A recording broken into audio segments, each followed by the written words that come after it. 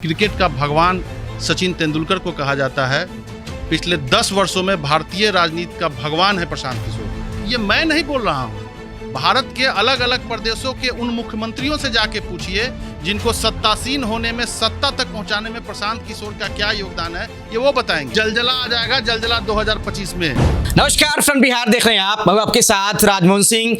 बिहार की राजनीति में इस वक्त सबसे ज्यादा सुर्खियों में एक नाम है, वो है प्रशांत किशोर। 2022 में एक अभियान के तौर पर शुरू हुआ जन सुराज, एक पदयात्रा के तौर पर शुरू हुआ जन सुराज 2024 में 2 अक्टूबर को पार्टी में तब्दील होने जा रहा है। लेकिन उससे पहले ही तमाम राजनीतिक दलों के भीतर जन सुराज के नाम को लेकर, प्रशांत किशोर के नाम को लेकर खलबली मच गई है। आरजेडी के प्रदेश अध्यक्ष जगदानंद सिंह तो प्रशांत किशोर का पूरा नाम अपनी चिट्ठी में लिखकर उनकी जाति बताने पर तुल जाते हैं। वहीं हमने देखा कि जेडीयू में भी कई चिट्ठियां जारी हुई हैं, इस्तीफों की झड़ी लग गई है। तमाम सियासी पार्टियों के जो नेता हैं, कार्यकर्ता हैं, वो जन सुराज में शामिल हो रहे हैं। ये सभी को चिंता में डाल रही है। प्रशांत किशोर क्या 2025 के बिहार विधानसभा चुनाव में सबसे बड़ा फैक्टर होने जा रहे हैं? इसी पर चर्चा करेंगे इस वीडियो में। हमारे साथ पप्पू यादव की पार्टी में संसदीय बोर्ड के मेंबर रहे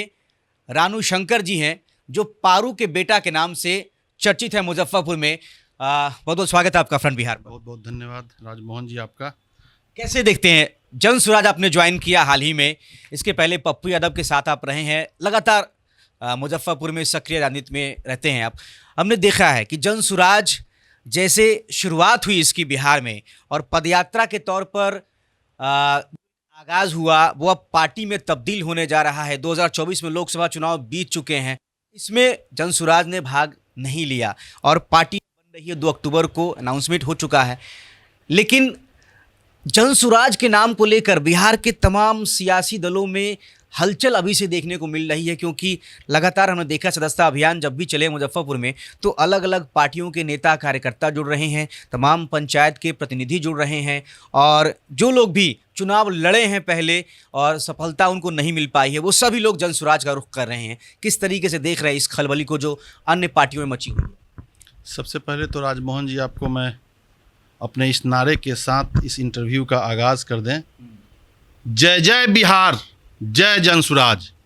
प्रशांत किशोर जी के इस अभियान को लेके मुझे और तमाम उन कार्यकर्ताओं का स्वागत है जन सुराज में। और प्रशांत जी का अनाउंसमेंट है कि 2 अक्टूबर 2024 को 1 करोड़ सदस्यों के साथ जन सुराज अपनी राजनीतिक पार्टी का बिहार के राजनीति के मैदान में आगाज करेगी।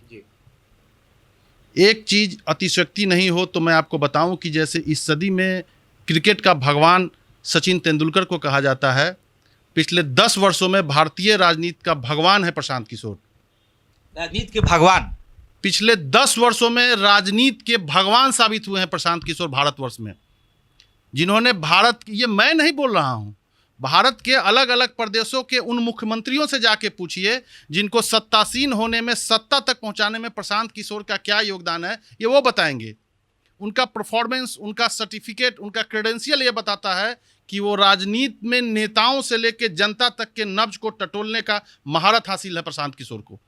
प्रशांत किशोर जिसे चुनावी रणनीतिकार के रूप में लोग आज तक कहते आ रहे थे, बिहार का ये लाल, बिहार के 14 करोड़ आम आवाम को उसके बदहाली से, उसके अशिक्षा से, स्वास्थ्य से, पलायन से बाहर निकालने के लिए जो प्रण किया है, अपने जीवन का सारा मूलभूत सुख सुविधा त्याग के बिहार के 534 ब्लॉक के गांव-गांव के पगडंडियों को छान रहा है। ये बिहार के आम आवाम और हम युवाओं का धर्म बनता है कि हम कंधे से कंधा लगा के जन सुराज और प्रशांत जी के इस अभियान को 2025 में सफलतापूर्वक सत्ता तक पहुंचाएं। और दूसरी पार्टियों के तमाम जो सियासी दल हैं, उनके कार्यकर्ता हो, नेता हो, वो जन सुराज का रुख कर रहे हैं। इसको किस तरीके से देखते हैं? राजमोहन जी, जलजला आ जाएगा, जलजला 2025 में। बिहार में 2025 में कोई नहीं बचेगा। जिस प्रशांत किशोर ने भारतवर्ष के प्रधानमंत्री के लिए नीति बनाया, उनके लिए स्लोगन बनाया, उनका चुनाव प्रबंधन संभाला, जिस प्रशांत किशोर ने भारत के 10 बड़े प्रदेशों के मुख्यमंत्रियों के लिए स्लोगन और उनका रणनीति तैयार किया, उनका चुनावी प्रबंधन किया, वो प्रशांत किशोर अब बिहार के जनता के लिए काम करने जा रहे हैं। उनको पता है कि यहाँ के जनता को क्या चाहिए और नेताओं का नब्ज कहाँ पे फंसा हुआ है। बिहार की जनता के लिए उन्होंने सबसे पहले जो किया वो नीतीश कुमार को भी तो कंधा लगाया ना। 2015 में लालू नीतीश को साथ लाने में, उनकी दोबारा दोस्ती कराने में कहा जाता है प्रशांत किशोर का हाथ था।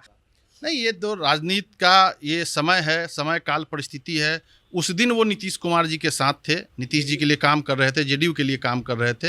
अब उन्होंने ये प्रण कर लिया है कि मैं अब किसी नेता के लिए काम नहीं करूंगा, बिहार के आम आवाम जनता के लिए काम करूंगा। उनको ये लग रहा है कि बिहार के मिट्टी का कर्ज मेरे ऊपर है और ये कर्ज मुझे चुकाना है, इसलिए बिहार के आम आवाम के लिए काम करने के लिए बंगाल चुनाव के बाद उन्होंने नेताओं का काम करना छोड़ दिया था। ये पब्लिक डोमेन में वो घोषणा कर चुके हैं।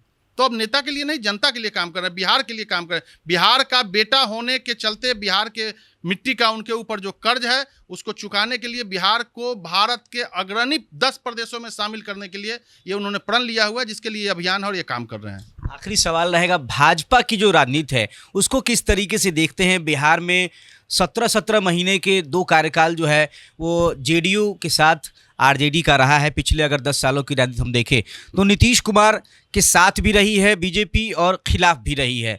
और एक चर्चा जो है एक कसम को लेकर हुई है बार बार, जो नीतीश कुमार ने कसम खाई थी कि मिट्टी में मिल जाएंगे, आपके साथ नहीं जाएंगे। एक और नेता, भाजपा के नेता जो इस वक्त बिहार में डिप्टी सीएम के तौर पर काम कर रहे हैं, सम्राट चौधरी, जिनको मुझे लगता है कि 2020 के बाद सबसे ज़्यादा प्रमोशन मिला है भाजपा में। तो वो सम्राट चौधरी जो है, उनकी एक कसम बहुत चर्चे में है। जो 2022 में सरकार बनी थी महागठबंधन की, एनडीए सरकार गिर गई थी, उस वक्त उन्होंने कसम खाई थी कि हम ये मुरट्ठा बांधने के बाद कहा था कि ये मुरट्ठा जो है तभी उतरेगा जब नीतीश कुमार को हम गद्दी से उतार देंगे। और अब हमने देखा है कि अयोध्या में वो गए और पगड़ी उन्होंने उतार दी। इस पर प्रशांत किशोर ने चुटकी ली और कहा कि अभी तो मुरट्ठा ही खुला है, अब सब कुछ खुलने वाला है। देखिए, प्रशांत जी बहुत संभ्रांत, बहुत सुशांत, समृद्ध और असंसदीय भाषा का नहीं प्रयोग करने वाले लोगों में उनकी गिनती होती है और मैं उनका फॉलोअर हूँ। मैं भी किसी असंसदीय भाषा का प्रयोग कैमरा के सामने तो नहीं ही कर सकता हूँ, लेकिन इतना भर जरूर कहूँगा कि 100 चूहा खा के बिल्ली चली हज को। भारत और बिहार के सारी राजनीतिक पार्टी घूमने के बाद आज माननीय उप मुख्यमंत्री जिनकी आप चर्चा कर रहे हैं, वो मुरट्ठा बांध भी रहे हैं और मुरट्ठा खोल भी रहे हैं। इससे ज़्यादा मैं कुछ नहीं कहूँगा, बस इतना कहूँगा कि 100 चूहा खा के बिल्ली चली है हज को। तो ये थे पारू के बेटा रानू शंकर, जिन्होंने प्रशांत किशोर को जनसुराज ज्वाइन करने के बाद पहले महानायक बताया था और अब कह रहे हैं कि क्रिकेट के भगवान जैसे सचिन तेंदुलकर है, वैसे ही पॉलिटिक्स के भगवान, God of politics Prashant Kishor पिछले 10 वर्षों में उन्होंने जो भी काम किए हैं उससे खुद को साबित कर दिया है। और 2025 के विधानसभा चुनाव जो आएंगे उसमें जल जला रहेगा प्रशांत किशोर और जनसुराज के नाम का। आपकी राय कमेंट बॉक्स में जरूर बताएं। बने रहे फ्रंट बिहार के साथ। नमस्कार।